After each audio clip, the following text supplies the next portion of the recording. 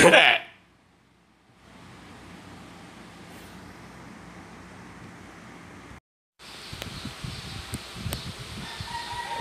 iyo kasamang Rick, ganun din syempre sa mga listeners ng Eagle FM 95.5 na ito. Muli natin balikan ang ilang mga pangunahing lansangan sa Metro Manila. Tunahin natin itong southbound lane ng EDSA na kung saan moderate to heavy pa rin mula po dyan sa may Scout Borromeo hanggang Kamuning intersection.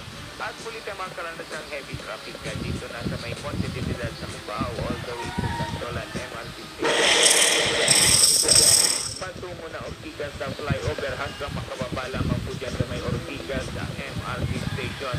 Moderate na traffic naman na dito sa may pagkahon ng Shaw Boulevard Tunnel hanggang Boni MRT station. At pagdating ng Guadalupe Bridge, muli tayo makaranasan ng moderate to heavy traffic. At ito yung mga kumakanan papasok ng Makati Beach Method.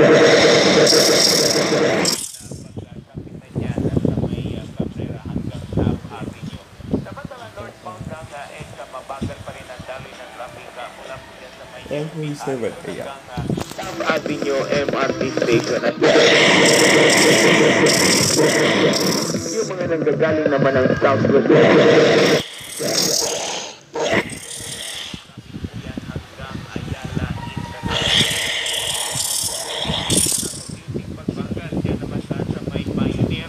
hanggang makarating yan ng Ortigas. Light traffic na yan na towards Cubao and Monumento Circle. Ang Katipunan Avenue naman nagkakaroon ng konting build up hanggang sa may Capitol Hills Drive and light traffic tayo na ng Capitol towards B. Serrano. Samantala, paalala pa rin po sa mga motorista number coding natin for today, araw ng Martes ay ending number 3 and 4 at ng umaga at muling magbabalik ng alas 5 ng hapon hanggang alas 8 ng gabi. Maliban lamang sa lungsod ng Makati, nagsisimula din ang alas 7 ng karagdagang mga traffic advisor at emergency assistance. Maaari kayong tumawag sa ating MMDA hotline 13. Ating ito mula pa rin dito sa tanggapan ng MMDA Metro Bay, Charlene Notaris nag-uulat. Thank you so much. 8 in the morning.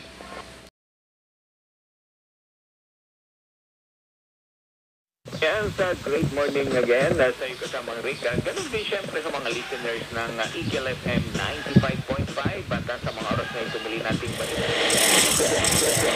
natin ang outbound lane na kung saan moderate traffic pa rin hanggang Timoga intersection at pitamakara na may Aurora Boulevard at tuloy-tuloy yan na hanggang makarating na dito naman sa may Shaw Boulevard. Moderate traffic na lang patungo ng Buendia at ito yung mga kumakanan pa rin pasok ng Makati Beach. After ng Buendia, wala nang problema at maluwag ng daloy na traffic towards Pasay. Mabigat pa rin ang daloy na traffic hanggang South Avenue MRT Station. At muli po tayo makakaranas na ng moderate to heavy traffic dito na sa may Malibay, sa flyover hanggang Buendia MRT Station. At pagsapit naman dyan sa may pagtawid ng Guadalupe Bridge, muli tayo makakaranas na ng moderate to heavy traffic hanggang Ortigas sa intersection. And after na Ortigas sa Monumento Circle. Ang Katipunan naman na both direction, light traffic.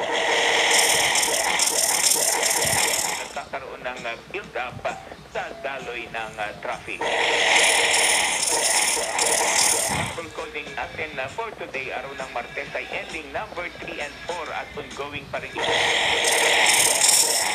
umaga. At muli ng full coding ng alas 5 ng hapon hanggang alas 8 ng gabi. Lipan lamang lungsod ng Makati na 7 ng gabi.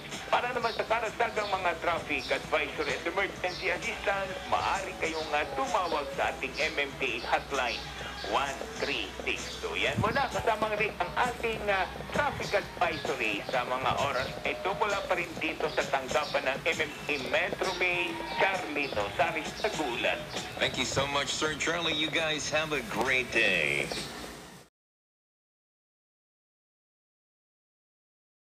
Magandang umaga rin sa iyo kasamang Rick. Ganon din siyempre sa mga listeners ng Eagle.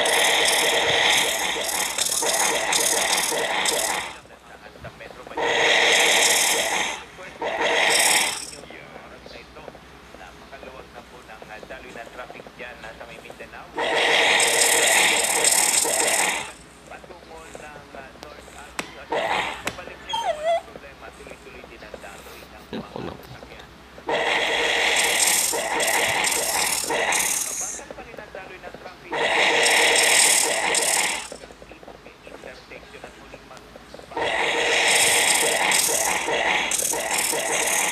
hanggang makarating naman yan ng Rochester at tuloy-tuloy dito sa flyover hanggang makababa po dyan sa may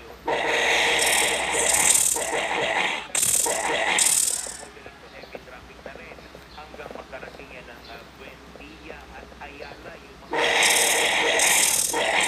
district.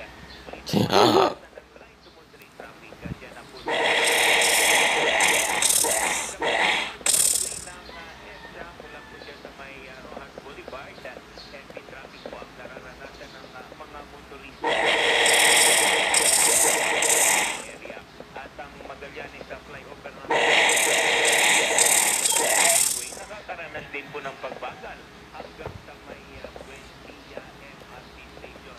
Mabagal din ang dami ng traffic dyan sa may Guadalupe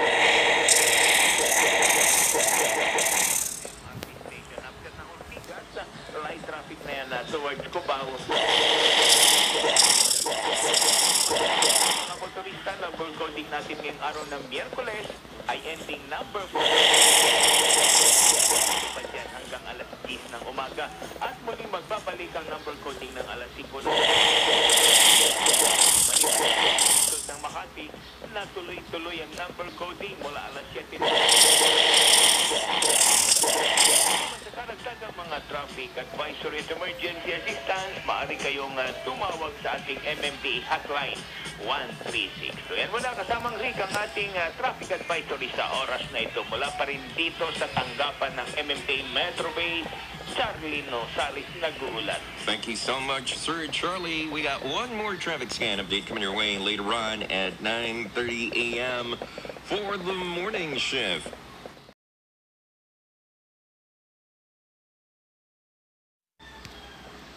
Magandang umaga po, Sir Rick Striker. Ganyan sa ating mga tagapakinig po ng Eagle FM 95.5 at nasa sa mga orsity nakakaranas po tayo ng mabigyan po na EDSA kung saan dito sa may Aurora going naman ng Santolan flyover nakakaranas tayo ng moderate to heavy traffic at masusunod din po yan ng pagbagal. Yan naman po sa may bahagi ng Connecticut hanggang makadako dito sa may panulukan ng Buendia south po ng EDSA at dumadaan dito at naiipon po sa loob po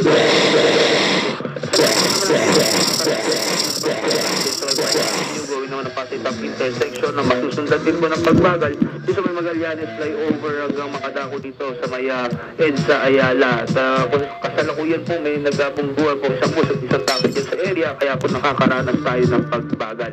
Samantala dito po sa may bahagi ng EDSA Guadalupe hanggang makarating naman po dyan sa may SM Mega Mall ay moderate to heavy traffic na rin po tayo. Pero after yan, nagiging maluwag na rin po ang daloy ng trapiko. Kaya din po sa mga bumabiyahe naman sa southbound ng C5, nakakaranas tayo ng heavy traffic yan po sa may Green Meadows hanggang makadako dito naman sa may bagong ilog flyover. Yung north ba natin ng C5, medyo nakakaranas tayo ng bagyang kaluwagan dyan sa may W Mariano, going naman ng Upper McKinley intersection. Pero masusundan po ito ng slow moving dyan sa may bagong ilog hanggang makalagpas naman ng Lanusa. Kaya din po sa mga dumadaan ng mga Ortigas Avenue westbound, heavy traffic po tayo from C5. Pero ako po ang daloy ng trapiko. Samantala yung ating eastbound ng Ortigas Avenue from EDSA going to Meralco Avenue intersection, moderate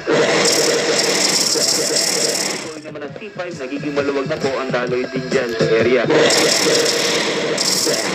Biyahe po ngayong Wednesday ng umaga para sa mga nagdadako Number coding ay nagsisimula pa rin po ng 7 ng umaga hanggang 10 ng umaga at masusundan niya mamayang hapon ng 5 hanggang 8 ng gabi. At para naman po sa mga dumadaan sa lungsod ng Makati, ganun pa rin po kanilang number coding, nagsisimula yun ng 7 ng umaga hanggang 7 ng gabi. At para po sa mga tanungan, maaari po tayong pumawag sa MMDA hotline 136. Yan po ang lagay ng traffic po sa mga oras na ito. Ako po si Christian Valero, nag-uulat. Thank you so much, Christian Valero ng MMDA Metro Base. You guys have a great day.